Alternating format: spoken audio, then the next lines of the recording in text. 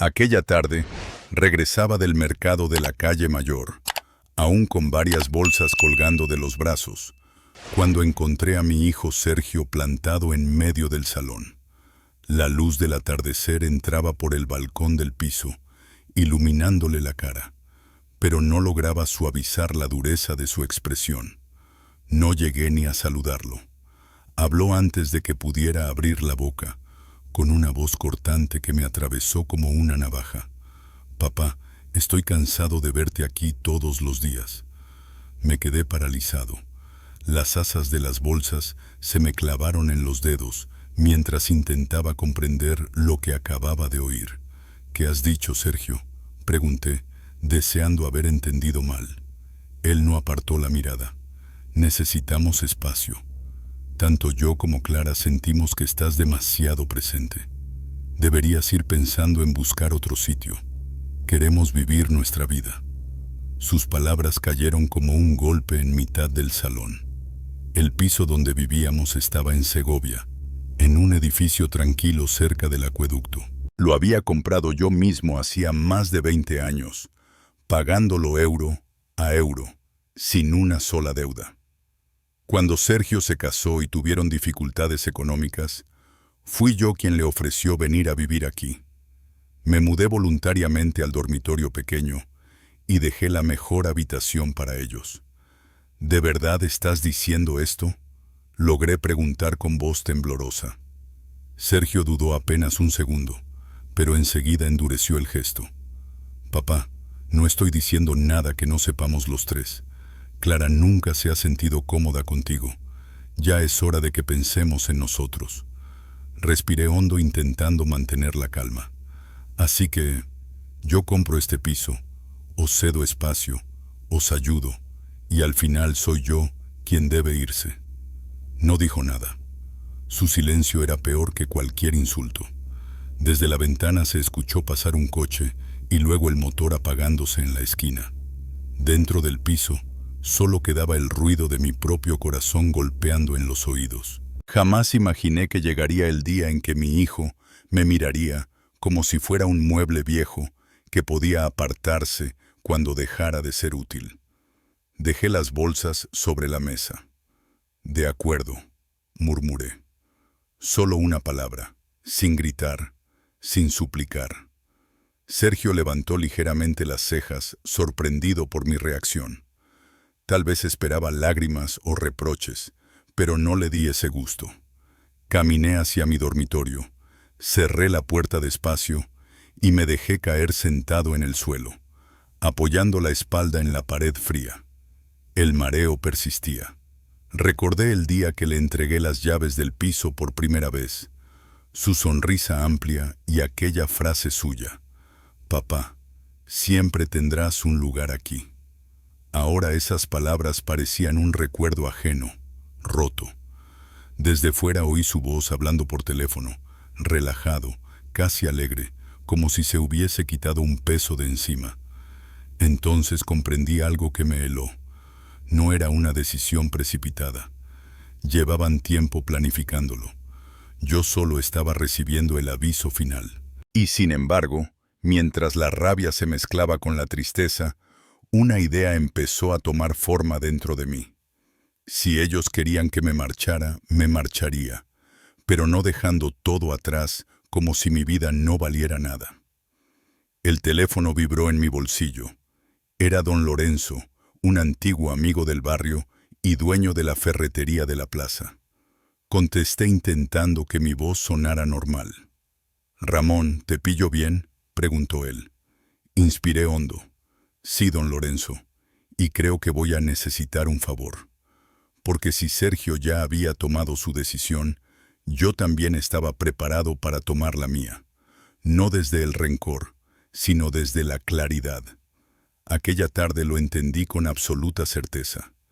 Mi dignidad valía más que cualquier techo compartido. Contesté la llamada intentando sonar tranquilo. «Ramón, ¿estás libre esta tarde?», preguntó don Lorenzo, con esa voz bonachona que siempre me había acompañado en los momentos difíciles. «Acabo de preparar un bizcocho de manzana como los de antes». Sonreí apenas. Tal vez pase un rato, respondí, pero antes necesito que me ayudes con algo. Media hora después, salí de mi habitación con un pequeño bolso. Sergio, sentado en el sofá, levantó la vista con el ceño fruncido. ¿A dónde vas? A despejarme un rato. No me esperes, contesté corto. Abrió la boca para decir algo, pero su móvil sonó. Miró la pantalla y, sin más, me ignoró como si yo ya no perteneciera a aquel piso que yo mismo había comprado con mi esfuerzo. Caminé hasta la cafetería cerca de la terminal de autobuses donde había quedado con don Lorenzo. Él ya estaba allí, sentado junto a la ventana, con 2 cafés sobre la mesa. Cuando le conté lo ocurrido, su rostro se ensombreció. ¿Te ha dicho eso en el piso que tú pagaste? Asentí con la mirada baja. Creo que ha llegado el momento de irme, admití, pero no pienso dejarles nada valioso. Ni una mesa, ni una llave. Don Lorenzo apoyó los codos sobre la mesa y me miró fijamente. ¿Estás pensando en vender el piso? No solo vender, Lorenzo, respondí. Vender rápido y en secreto, antes de que tengan tiempo de mover un dedo. Él se reclinó en la silla y sonrió con complicidad. Conozco a alguien, un agente inmobiliario serio, el señor Jiménez. Te lo presento esta misma noche. Así empezó todo. Esa misma tarde, Lorenzo me acompañó a la oficina privada del agente. Bajo la luz cálida de una lámpara, conversamos los detalles. ¿La propiedad está únicamente a su nombre?, preguntó Jiménez. Todo a mi nombre, respondí con seguridad. No hay hipotecas ni deudas. El piso es mío desde hace años. Jiménez asintió satisfecho. Entonces, será fácil.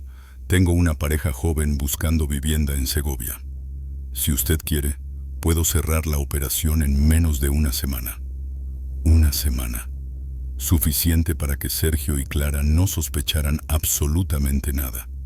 Imaginé sus caras al volver una tarde y descubrir que el piso ya no les pertenecía. Por primera vez en meses me sentí en paz. Al regresar a casa, Sergio no estaba. Clara tampoco.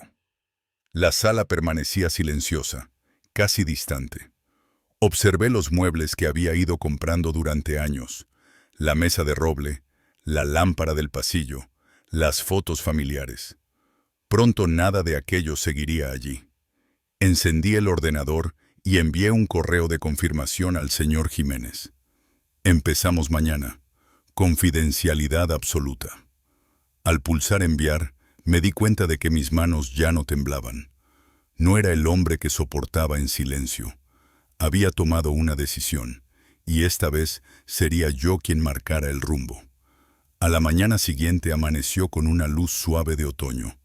Preparé café fuerte y me senté en la cocina con mi cuaderno de cuero. Comencé a revisar página tras página los objetos que había comprado a lo largo de los años. La vajilla, la cafetera italiana, el lavavajillas instalado el año pasado. Marqué en rojo lo que podría llevarme o vender. A las 9 en punto, sonó mi móvil. Era el señor Jiménez. Don Ramón, he encontrado una pareja interesada. Están dispuestos a pagar en efectivo y quieren visitar el piso hoy mismo. Perfecto, puede traerlos esta tarde. ¿Quiere que se encuentren con las personas que viven allí? Guardé silencio. No, respondí finalmente. Me encargaré de que el piso esté disponible sin interrupciones. Al colgar, supe que debía moverme con cautela. Sergio y Clara trabajaban todo el día, pero aún así les envié un mensaje. Esta tarde vendrá una visita. No volváis antes. Sergio respondió minutos después. Haz lo que quieras. Aquella frase fue la prueba definitiva de que yo, para él, ya era apenas una sombra en su propio hogar. Respiré hondo, cerré el cuaderno y me preparé para lo que venía. La decisión estaba tomada. Aquella tarde comenzaba mi verdadero plan. No marcharme con las manos vacías, sino con mi dignidad intacta. Sergio contestó rápido. Ok, haz lo que quieras.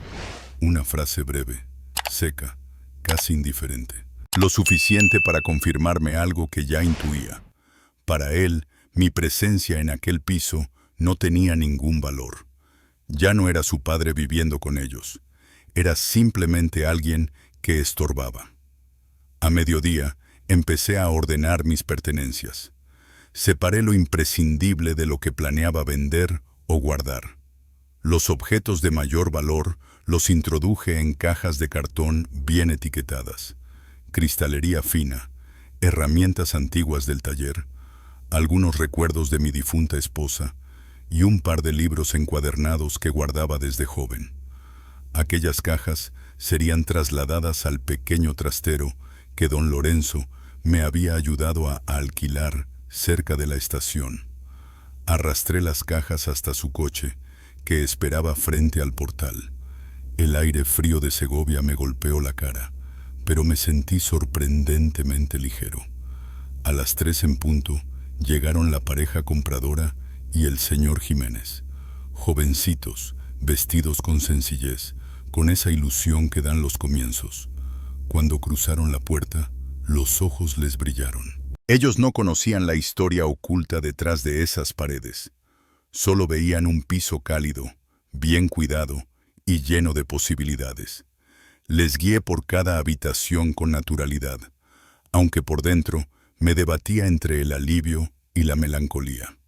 «Nos gusta», dijo la mujer mirando alrededor con una sonrisa tenue. El marido asintió. «Si está de acuerdo, podemos dejar un anticipo ahora mismo». Miré al señor Jiménez, que inclinó la cabeza discretamente, confirmando que todo avanzaba según lo previsto. Cuando se marcharon, cerré con llave y me quedé solo en medio del salón. Aquel espacio había presenciado demasiado. Silencios que pesaban como piedras, discusiones ocultas bajo frases educadas, y sobre todo el instante en que Sergio me pidió, sin rodeos, que desapareciera de su vida. Esa noche dormiría allí por última vez, pero no porque me obligaran, sino porque necesitaba despedirme a mi manera. En la cocina, el contrato del anticipo reposaba sobre la mesa, perfectamente ordenado. Todo empezaba a moverse, y por primera vez, en meses, sentía que recuperaba el control de mi propia vida. No dormí de inmediato. Me senté junto a la ventana mirando las luces que se filtraban entre los árboles de la calle. Sostenía una taza de té caliente, viendo cómo el vapor ascendía lentamente, igual que los pensamientos que se arremolinaban en mi cabeza. El teléfono vibró. Un mensaje de Sergio. «Papá, mañana puedes cuidar de Alba. Clara quiere salir todo el día». Alba, mi nieta, era de las pocas luces que quedaban en esta historia, pero la forma en la que me lo pedía, como si yo fuera una niñera gratuita, respondí simplemente, «No, estoy ocupado». 2 palabras, pero sabía que Sergio necesitaría leerlas 2 veces para creerlo. Rara vez le había negado algo. A la mañana siguiente me levanté temprano. La niebla envolvía los tejados y el frío entraba por las juntas del balcón. Preparé café y seguí empaquetando. Cada golpe del precinto sobre el cartón era como una pequeña liberación. A las 10 llegó don Lorenzo. Sus ojos recorrieron las cajas apiladas. «Vas rápido», dijo. «Quiero tener todo listo antes de que empiecen a hacer preguntas», respondí entregándole una lista. «Esto al trastero, lo demás a subasta». Me ayudó a cargar el camión que habíamos alquilado. El chofer, un chaval joven y silencioso, trabajaba con eficiencia. Ya tenía pagados 6 meses de alquiler del trastero, tiempo suficiente para reorganizar mi vida. Por la tarde llamó el señor Jiménez. «Don Ramón, ya está transferido el anticipo. Prepararé el contrato final para firmarlo el viernes». Miré el calendario. Viernes. 3 días. 3 días para terminar todo. 3 días para cerrar una etapa de mi vida. Aquella noche, Sergio y Clara aún no habían vuelto. Me serví un plato sencillo de sopa y pan. El silencio era profundo, casi acogedor. Por primera vez en mucho tiempo no me sentía solo. Cerca de las 9 oí la puerta y sus pasos entrando.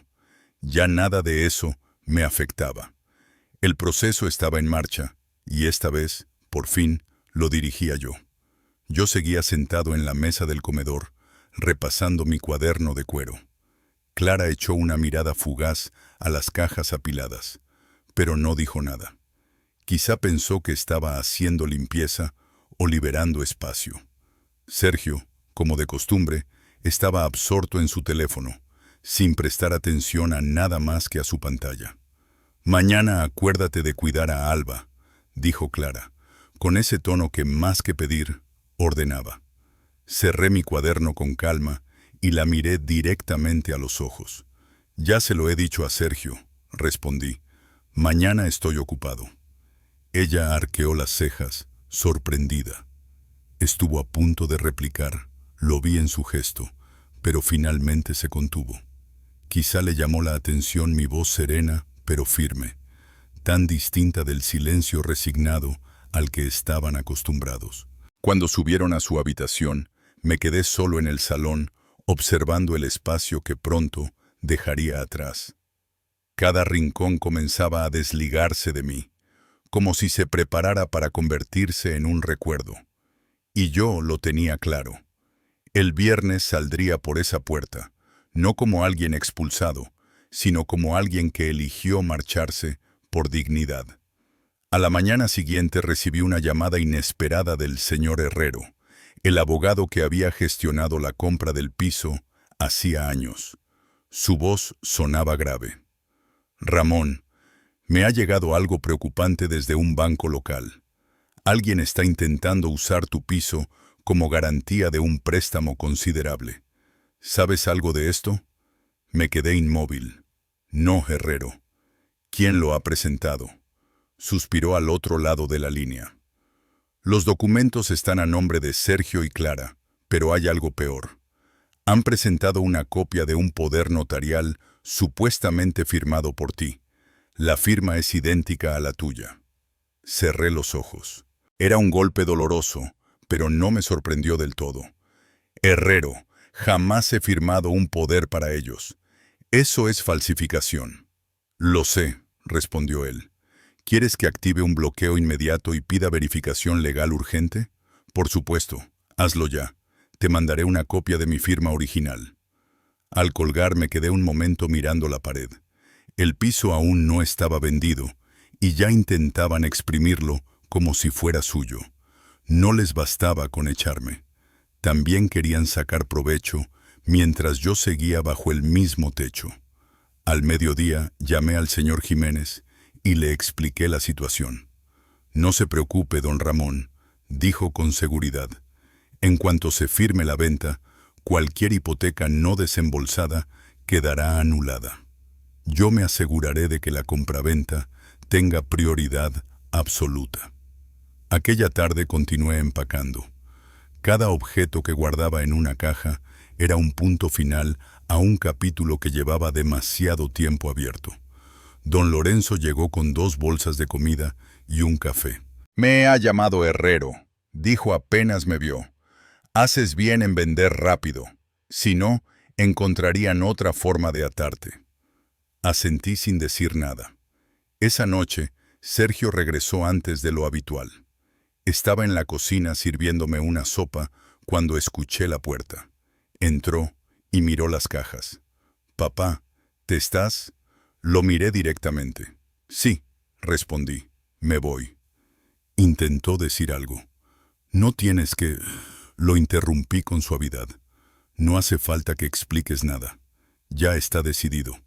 Se quedó callado.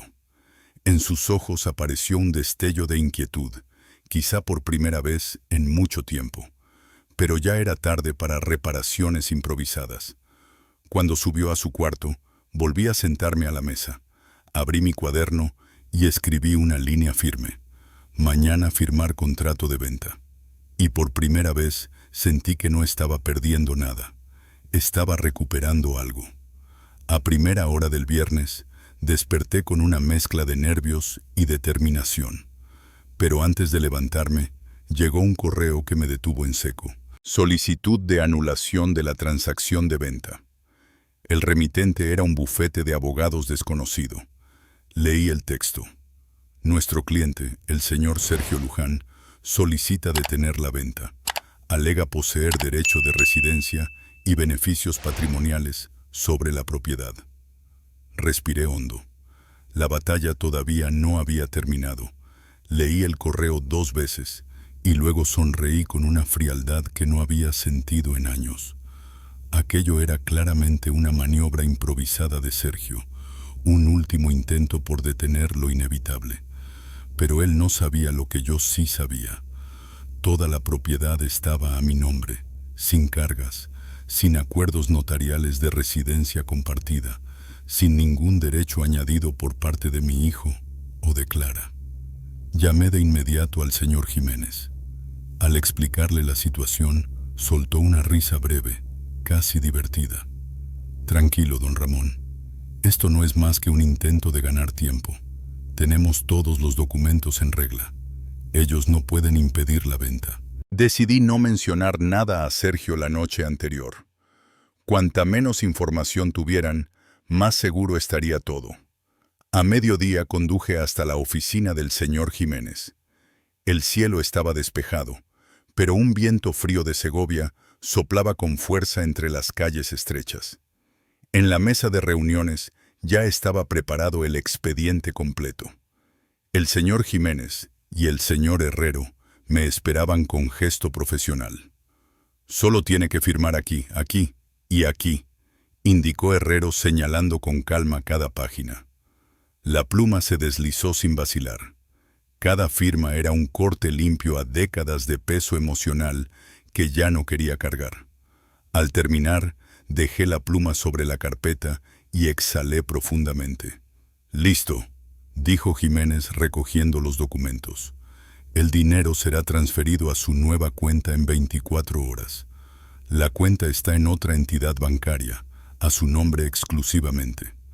De vuelta a casa, hice una parada en una tienda cercana a las afueras. Compré una maleta nueva, resistente pero discreta, suficiente para lo esencial en la nueva etapa que estaba por comenzar. No sabía aún dónde viviría, pero tenía claro que no dejaría un rastro fácil. Cuando llegué, Sergio y Clara ya estaban allí. Clara revisaba su teléfono sentada en el sofá. Sergio se apoyaba en la puerta de la cocina, mirándome con desconfianza. «¿Dónde has estado todo el día, papá?», preguntó, como si de repente le importara. Me quité el abrigo y lo dejé en el perchero, resolviendo asuntos personales.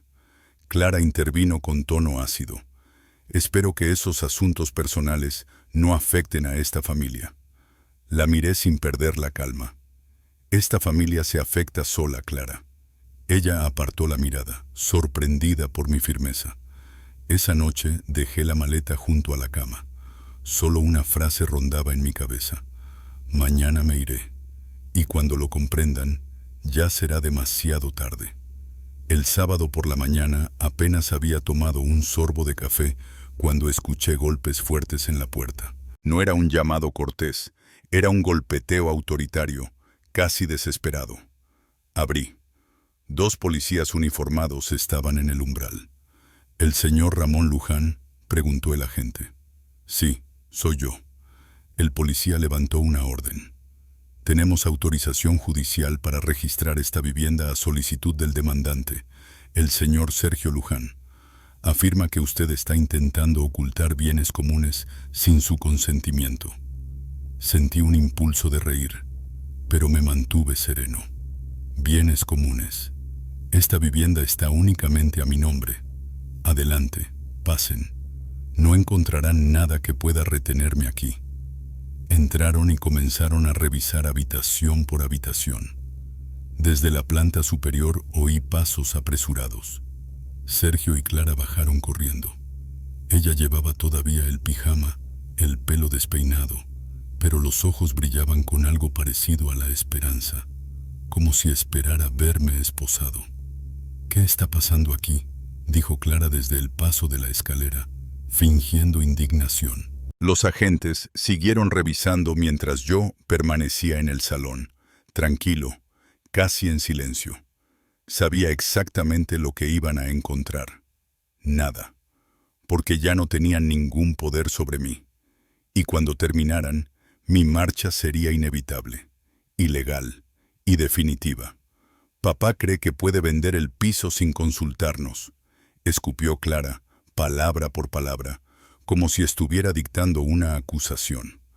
La miré igual que uno mira a un niño que ha sido sorprendido robando galletas y todavía pretende negarlo. No lo creo, respondí con calma. Sé que puedo, y ya lo he hecho. Sergio dio un paso adelante, la mandíbula rígida. Este piso es de la familia. No puedes destruir todo por un arranque de orgullo. No pude evitar soltar una carcajada. Un sonido seco que incluso a mí me sorprendió. Familia, repetí. ¿La misma familia que falsificó poderes notariales a mis espaldas? ¿La que intentó usar mi vivienda como garantía de un préstamo? ¿La que presentó demandas falsas para bloquearme? La agente mujer intervino con un tono firme. Señores, toda la documentación confirma que la propiedad pertenece en exclusiva al señor Ramón Luján. La orden solo nos autoriza a registrar, no a confiscar bienes. No hay indicios de delito aquí, así que nos retiramos. El rostro de Clara palideció. Sergio apretó los labios sin atreverse a añadir nada. Cuando los policías se marcharon, caminé despacio hacia la mesa del comedor. Saqué un sobre grueso de mi chaqueta y lo dejé sobre la superficie de madera. Aquí tienen una copia del contrato de venta firmado ayer. La transacción está cerrada.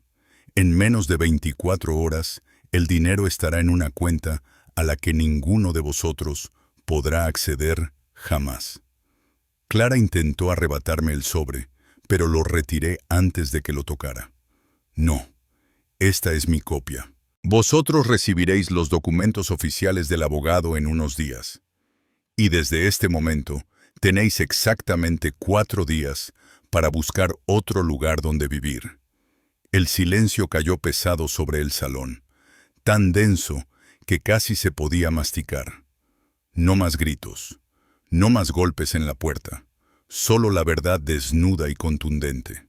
Sergio me miraba con una mezcla de pánico y desconcierto.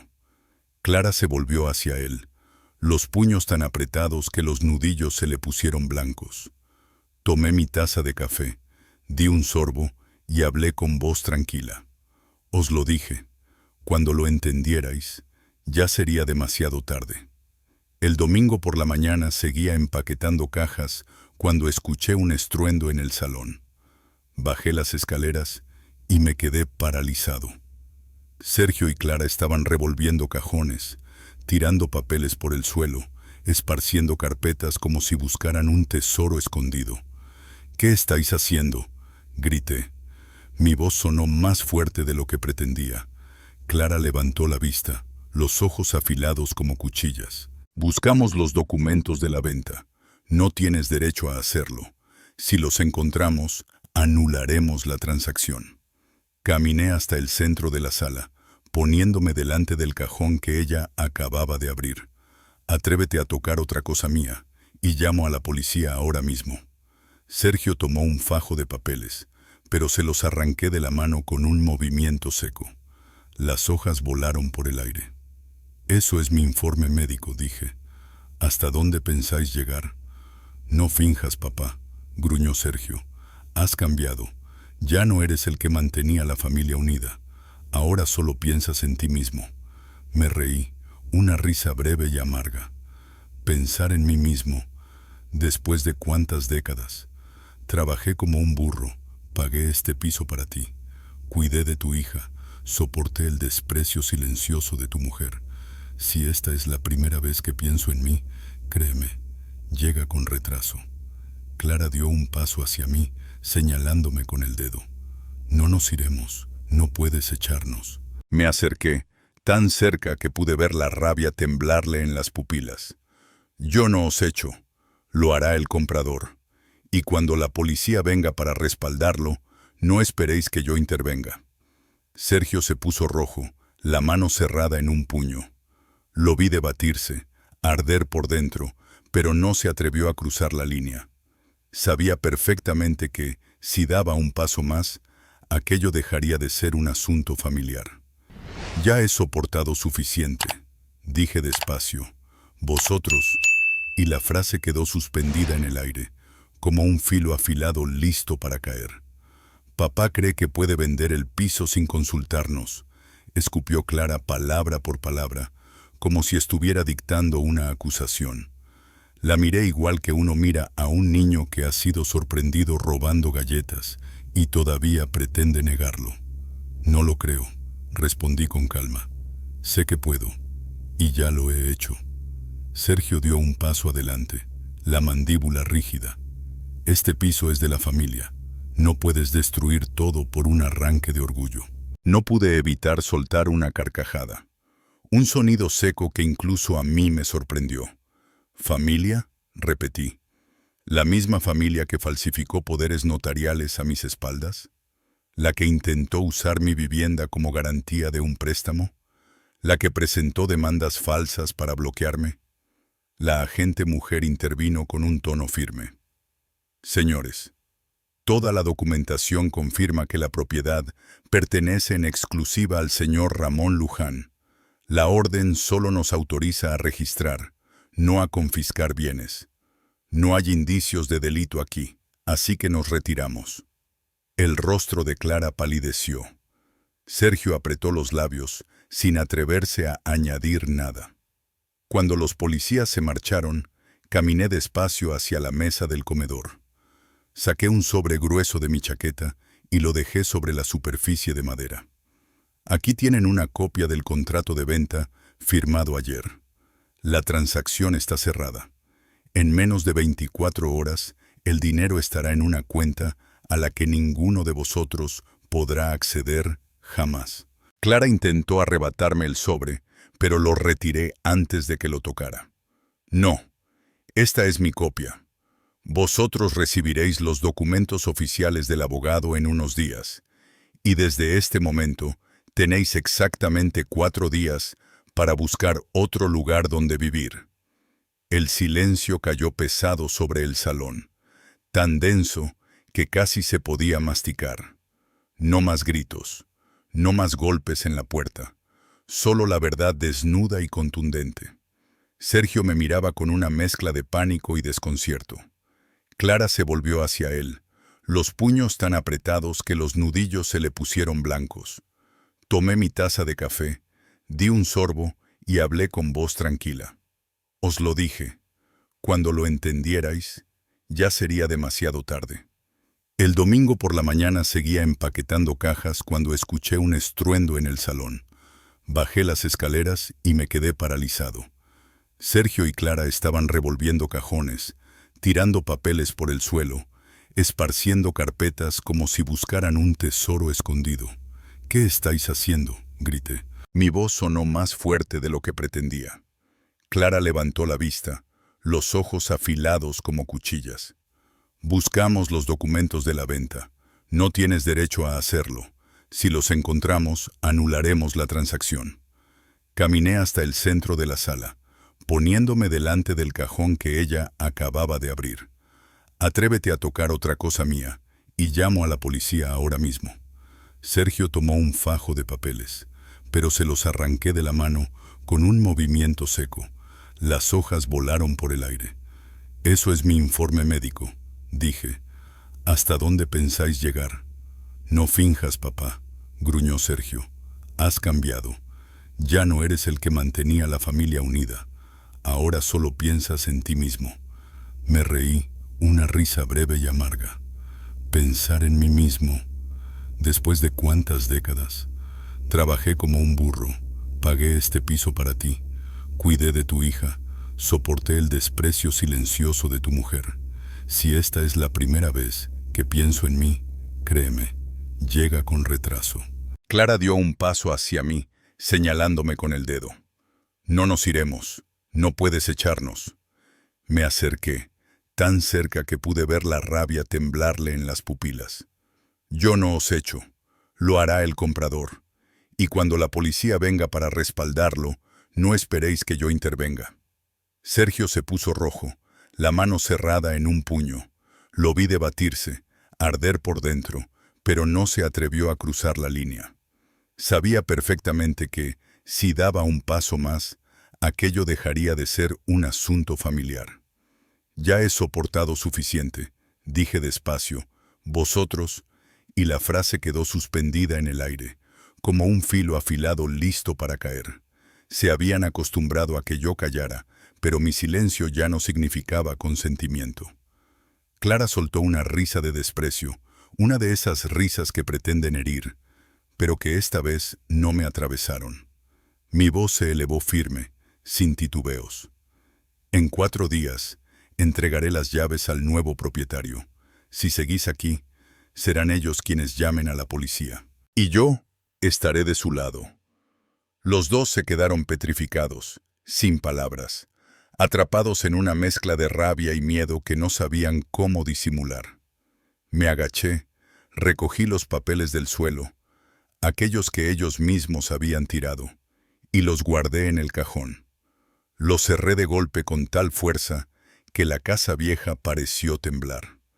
Si volvéis a tocar mis cosas una sola vez más, añadí, no habrá aviso previo. Subí a mi cuarto, dejándolos plantados en mitad del desorden que habían causado, y en la verdad que ya no podían revertir. Aquella tarde decidí salir unas horas para despejar la cabeza. Fui a una cafetería pequeña del centro de Segovia, cerca del acueducto. Pedí un capuchino y me senté en un rincón silencioso, con un libro que ni siquiera logré abrir del todo. El móvil empezó a vibrar. Era mi vecina, doña Pilar Pérez. Ramón, ¿qué está pasando en tu casa? He visto un camión de mudanza. Están sacando muebles. Sentí un vuelco en el estómago. ¿Qué? ¿Quién? 2 hombres jóvenes. Y Clara dándoles órdenes. Sacan un armario enorme y... la mesa del comedor. Apreté los dientes. Eso es mío, dije antes de colgar. Salí de la cafetería a toda prisa. Crucé la ciudad en menos de 10 minutos y aparqué frente al portal, casi derrapando. La escena era para estallar. Un camión de mudanzas abierto, medio lleno con mis muebles, mis cosas, mis recuerdos. Clara estaba en el patio, móvil en mano, diciendo a los hombres que siguieran cargando. Sergio no aparecía por ningún lado. Cerré la puerta del coche con un golpe seco que hizo que todos se giraran. «Dejad todo en el suelo», grité. Mi voz resonó por todo el patio. Clara frunció el ceño. «Papá, solo intentaba ayudarte a adelantar la mudanza. Estás ocupado, ¿no?» Me planté delante del camión, bloqueando el paso. «Esto es mi propiedad. Si sacáis una sola cosa más, llamo a la policía ahora mismo». Los 2 hombres se miraron incómodos. No querían líos. Dejaron los muebles inmediatamente. Clara se acercó bajando la voz, venenosa. «Estás exagerando. Nosotros también tenemos derechos». Saqué el móvil, marqué directo a la comisaría. «Tus derechos terminan en la puerta de esta casa, y muy pronto esta casa ya no será vuestra». Clara murmuró insultos mientras hacía una seña para que el camión se marchara. En pocos minutos se largaron dejando mis muebles tirados en la entrada. Miré el caos. Sentí rabia, sí, pero por encima de todo sentí claridad. Era la prueba definitiva de hasta dónde estaban dispuestos a llegar. Esa noche envié todas las fotos, videos y el testimonio de doña Pilar al abogado Herrero. Su respuesta fue breve. «Ramón, deja que se hundan solos. Cuanto más se muevan, más fácil será ganar». Tenía razón. Al amanecer me llamó desde su oficina. Su voz sonaba grave. «Ramón, tiene que saber esto. Ayer por la noche Sergio contactó con otra agencia de abogados. Dice que usted ha perdido la capacidad legal y pide asistencia para detener la venta». Sentí un latigazo en el pecho. ¿Pérdida de capacidad? ¿Con qué pruebas? Hubo un silencio incómodo al otro lado. Presentaron una copia de un informe psiquiátrico. pero la firma del médico es claramente falsa. Ya he contactado con la clínica. Nunca le han atendido. Me apoyé en la mesa intentando controlar la respiración. No tienen límites. Exacto. Por eso le recomiendo venir hoy mismo. Hay que presentar una refutación oficial y un certificado médico auténtico. Si nos adelantamos, no podrán frenar la venta. Miré la casa en silencio, con sus paredes viejas y cargadas de historia. Habían intentado robarme, engañarme, manipularme, pero ya no. Era hora de acabar lo que había empezado. Funcionaria terminó de revisar el certificado médico y el extracto bancario. Levantó la mirada con el ceño ligeramente fruncido. «Es curioso», murmuró, «porque el informe que recibimos aseguraba que usted era una persona vulnerable, con deterioro cognitivo y bajo influencia de terceros». Solté una risa seca. Pues ya ve, llevo mis cuentas, mis decisiones y mi vida con más claridad que muchos de mi edad. Solo hay dos personas interesadas en hacerme parecer incapaz: mi hijo Sergio y su esposa Clara. Ella asintió despacio, como si las piezas encajaran en su cabeza. Entiendo. Revisaré la vivienda y cerraré el expediente si todo está en orden. La acompañé por las habitaciones. Ella tomó notas, revisó la cocina, el salón, mi dormitorio, y no encontró nada que indicara negligencia o descuido. Todo estaba limpio, organizado, con cajas a medio cerrar. Exactamente lo que esperaba ver alguien que planea mudarse. Al terminar, guardó su libreta y dijo con tono mucho más cordial: «Señor Luján, todo está en orden. Con su permiso, cerraré este caso hoy mismo, pero quiero que sepa algo. Enviar informes falsos a un departamento oficial es un delito grave». «Lo sé», respondí, «y créame que no pienso dejarlo pasar». Cuando se marchó, cerré la puerta con suavidad. El silencio de la casa ya no me oprimía. Era más bien la calma previa a una liberación necesaria. Esa misma tarde vino Marta, mi amiga de confianza, con una bolsa de empanadas recién hechas.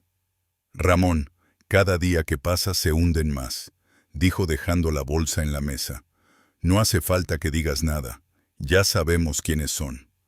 Asentí, agradeciendo su presencia. Estuvimos un rato revisando las últimas cajas. A medida que guardaba mis cosas, sentía cómo se desataban los nudos que durante años me habían mantenido atado a esa vida. A la mañana siguiente, un correo del señor Herrero llegó a primera hora. «Ramón, la refutación ha sido aceptada. La investigación por falsificación comenzará esta semana. La venta sigue su curso sin retrasos». Me dejé caer en la silla y por primera vez en días respiré hondo. Quedaban solo 2 días. 2. Pasé gran parte de la mañana revisando una última vez mis pertenencias. A media mañana, mientras doblaba algunas camisas, sonó el timbre. Me asomé por la mirilla y vi a una mujer vestida formalmente, con un portafolio negro en la mano. Abrí. «Buenos días. ¿El señor Ramón Luján?» «Sí, soy yo. Soy trabajadora social del Departamento de Servicios para Personas Mayores. Hemos recibido un informe urgente sobre un posible caso de abuso financiero en su contra. Necesitamos intervenir». Me quedé en silencio unos segundos. Ya sabía de dónde venía aquello. «¿Quién presentó el informe?» «Esa información es confidencial», respondió con voz profesional. No hizo falta que dijera más. Aquello llevaba la firma moral de Sergio y Clara. «Pase», le dije. «Pregunte lo que tenga que preguntar». La mujer evaluó mis ingresos, mis documentos y mi estado de salud. Le entregué el certificado del doctor Tejada y la documentación bancaria recién actualizada. Sus ojos se entrecerraron al revisar los papeles. «Qué extraño», musitó, «porque el informe dice que usted fue obligado a firmar documentos sin comprenderlos». «¿Obligado?», dije sonriendo con ironía. Le aseguro que mis decisiones las he tomado yo, con absoluta claridad y frente a testigos. Cuando terminó la revisión, cerró la carpeta. Señor Luján, voy a descartar este caso hoy mismo.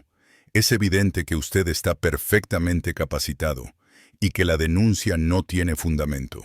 Si alguien vuelve a presentar información falsa, será responsabilidad legal de quien la emita. La acompañé hasta la puerta. Gracias, dije. Cuando se marchó, cerré la puerta muy despacio. En ese instante supe que la estrategia de Sergio y Clara estaba llegando a su límite. Se les acababan las mentiras, los papeles falsos, los intentos de retrasar lo inevitable. Me acerqué a la mesa, observé mi cuaderno de cuero abierto y escribí una frase sencilla. Quedan 2 días, y esta vez soy yo quien decide el final.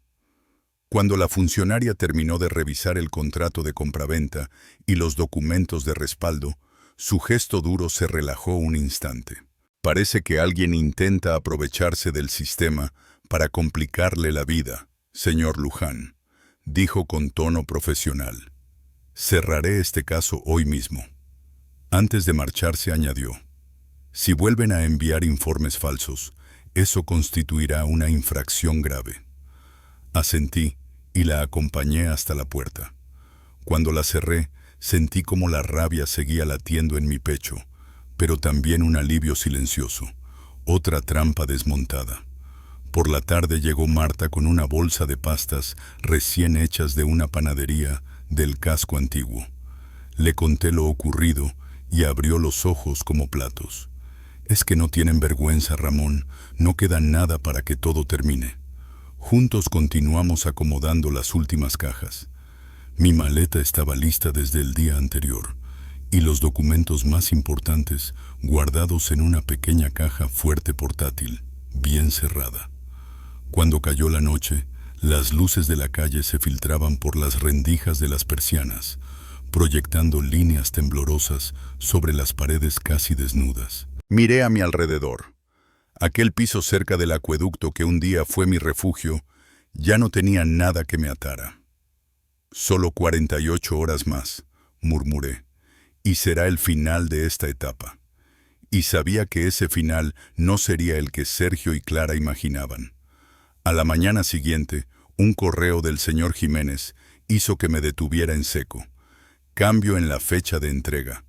El comprador quería adelantar la firma y recibir las llaves esa misma tarde. Si está de acuerdo, me encargaré de todo, decía el mensaje. Lo leí 2 veces. Esa tarde significaba que Sergio y Clara tendrían menos de 10 horas antes de perder cualquier acceso a la vivienda. Llamé de inmediato. De acuerdo, respondí. Hágalo rápido y en discreción. Él rió suavemente. Como siempre, don Ramón. A mediodía aún no habían regresado. Aproveché para llamar a la empresa de mudanzas y pedirles que adelantaran su llegada. Marta ya estaba conmigo, tomando notas, supervisando lo que faltaba.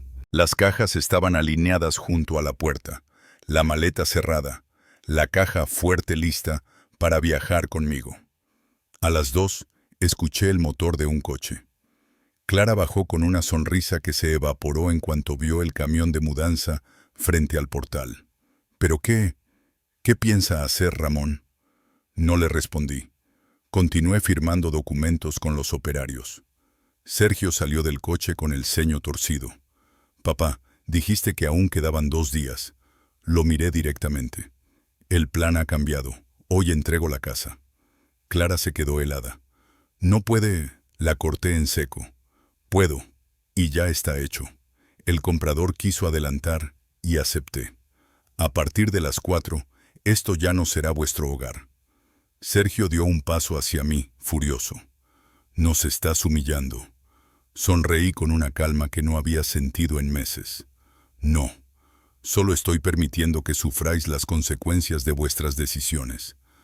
A las 3 en punto, llegó el señor Jiménez. Firmamos los últimos papeles en la sala vacía, con Marta y 2 operarios como testigos. Apenas dejé la pluma, Jiménez confirmó. La transacción está completada, don Ramón. El nuevo propietario vendrá a recoger las llaves en 1 hora. Guardé el contrato en mi bolso, respiré hondo y me giré hacia Sergio y Clara, que observaban en silencio, tensos, derrotados, incrédulos. Era el primer momento, en mucho tiempo, en que sentía que mi vida volvía a ser mía. Me detuve en seco al escuchar aquello. Una acusación más, otro intento desesperado de detenerme. Respiré hondo antes de responder. ¿Robo?, pregunté sin alterar la voz. Detective, todo lo que hay en esa casa fue comprado por mí. Pero iré a la comisaría, por supuesto. Colgué despacio. Marta observaba mi expresión con atención. ¿Qué ha pasado, Ramón? Sergio y Clara han puesto otra denuncia. Dicen que robé sus pertenencias mientras me mudaba. Negué con la cabeza. Están agotando cada recurso. Marta apretó mi brazo con un gesto sólido. Vamos, no vas solo. Condujimos hacia la comisaría de Segovia. El cielo se había encapotado, como si imitara el peso de la situación. Dentro, el aire olía a café frío y papel viejo. Un agente nos indicó dónde esperar. Pasados unos minutos, un hombre alto, canoso y de ojos firmes salió de una oficina. Don Ramón Luján, dijo, soy el inspector Monroy. Pase, por favor. Entré despacio, sosteniendo la cartera donde llevaba el contrato de venta, las fotos de mis muebles, los certificados y todo aquello que había ido guardando para momentos como este. Monroy cerró la puerta. Le explicaré la situación. Su hijo, el señor Sergio Luján, presentó una denuncia afirmando que usted retiró de la vivienda objetos que pertenecen a él y a su esposa. También alegan que usted actuó de forma irregular durante la mudanza. Inspector, respondí mientras sacaba la carpeta. Todo lo que ve aquí pertenece legalmente a la casa y a mí. Aquí tiene facturas, fechas de compra y fotografías previas. Nada de lo que ellos reclaman figura a su nombre. Monroy revisó los documentos con detenimiento. Sus ojos se endurecieron un poco. También quiero que escuche algo, añadí. Saqué el móvil y reproduje la grabación realizada unas horas antes, cuando la abogada enviada por Sergio y Clara leyó las acusaciones falsas frente al camión de mudanzas. La voz quedó flotando en la oficina como un testigo implacable. Cuando terminó, el inspector cruzó las manos. Entiendo, dijo al fin. Don Ramón, esta grabación junto con los comprobantes que ha traído desmontan casi por completo la denuncia. Pero necesito saber una cosa. ¿Se siente usted amenazado por ellos? ¿Teme represalias? Lo pensé un momento. Temor no era la palabra. Había vivido suficientes años para reconocer el peligro cuando lo veía. Inspector, dije, lo que temo no es por mí, sino por hasta dónde están dispuestos a llegar. Son capaces de cualquier cosa con tal de retener lo que no les pertenece. Monroy asintió despacio. Vamos a cerrar esta denuncia provisionalmente hasta que se revise formalmente, pero le seré sincero. Lo que su hijo está haciendo bordea el delito. Le recomiendo que documente cualquier nuevo intento de presión. Llevo semanas haciéndolo. Salimos de la comisaría con Marta a mi lado. Afuera, la tarde caía sobre Segovia y el acueducto se dibujaba contra un cielo entre gris y dorado. Me apoyé un instante en el coche. ¿Estás bien?, preguntó ella. Sí, respondí con una calma que no sabía que tenía, porque esto ya no es mi guerra. Yo ya he ganado la parte que me tocaba. Ahora será la justicia la que haga el resto. Al llegar al nuevo alojamiento temporal donde pasaría los primeros días, dejé la maleta en el suelo. El silencio del lugar me envolvió como un abrazo. No era mi hogar, pero tampoco era una casa donde me gritaban que sobraba. Encendí una pequeña lámpara en la mesa y preparé un té. Respiré hondo. Era extraño, pero en ese instante lo supe. Mi vida acababa de empezar de nuevo, sin rencores, sin miedo. y por primera vez en mucho tiempo, en paz, con la caseta del árbol que él y yo construimos detrás del piso antiguo de Samarramala. En la foto, yo tenía apenas 50 años y él, unos 8. Su sonrisa era limpia, franca, sin sombra alguna de resentimiento.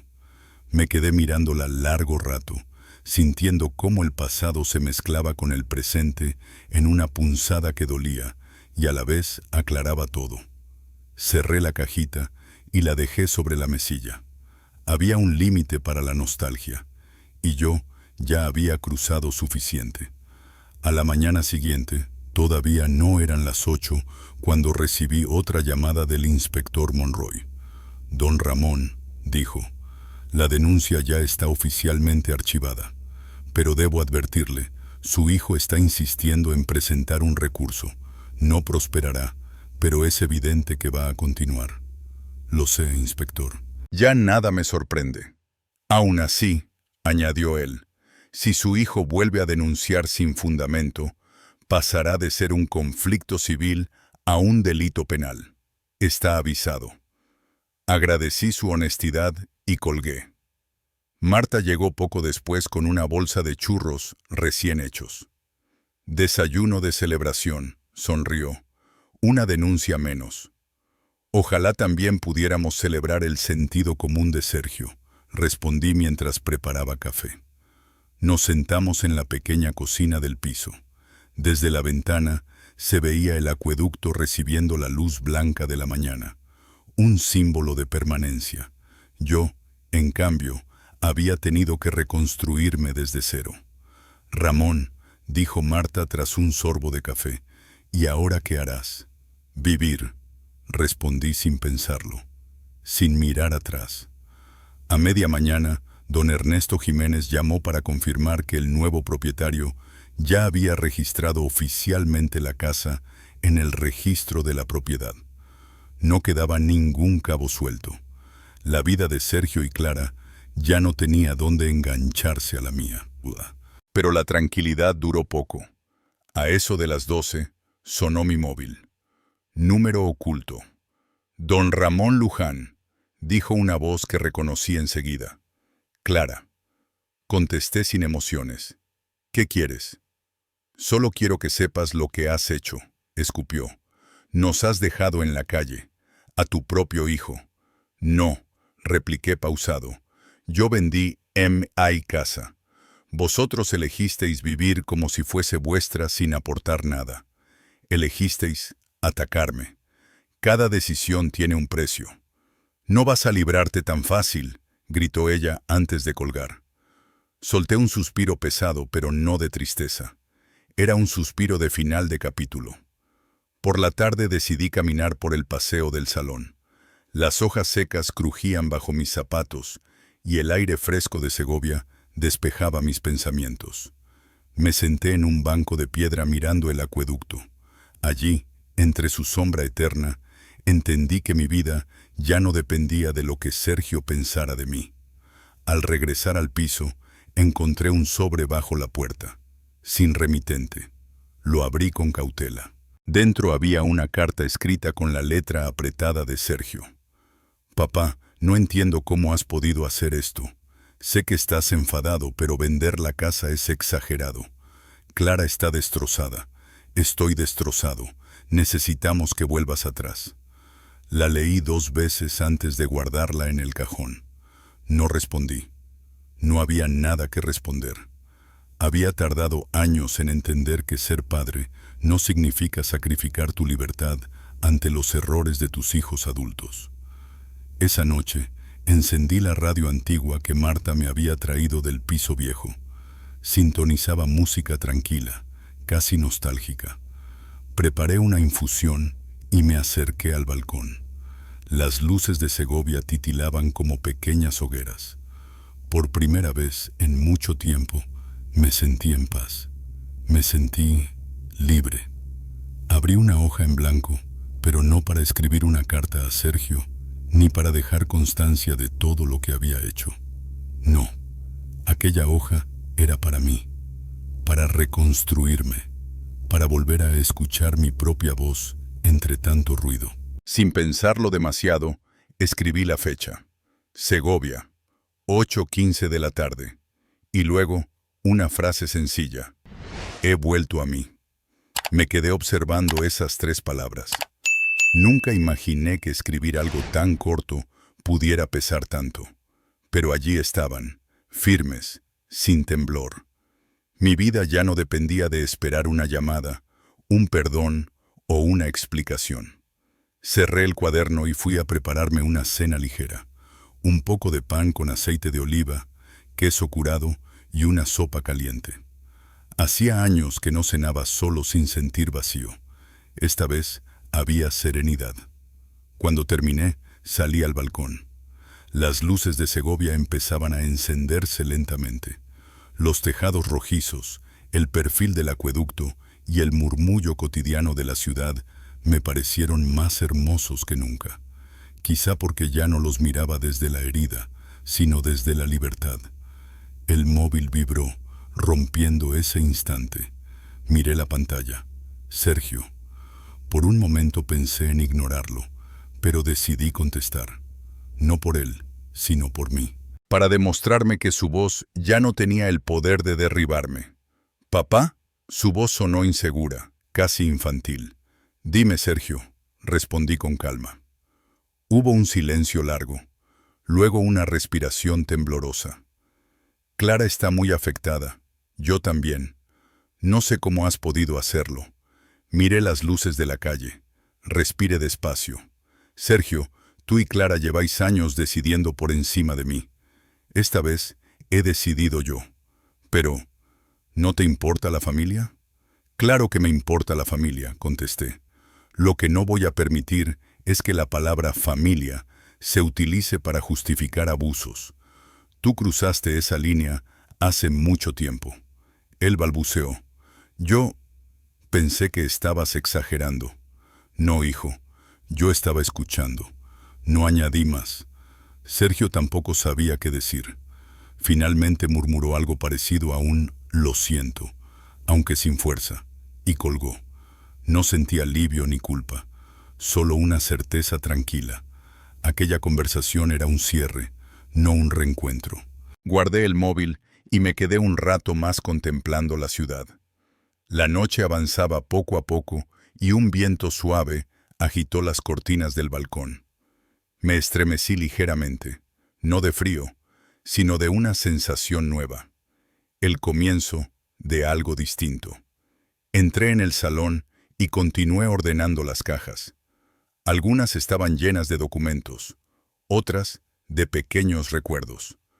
Tomé entre mis manos un llavero de madera que me regaló mi difunta esposa Elvira hace tantos años.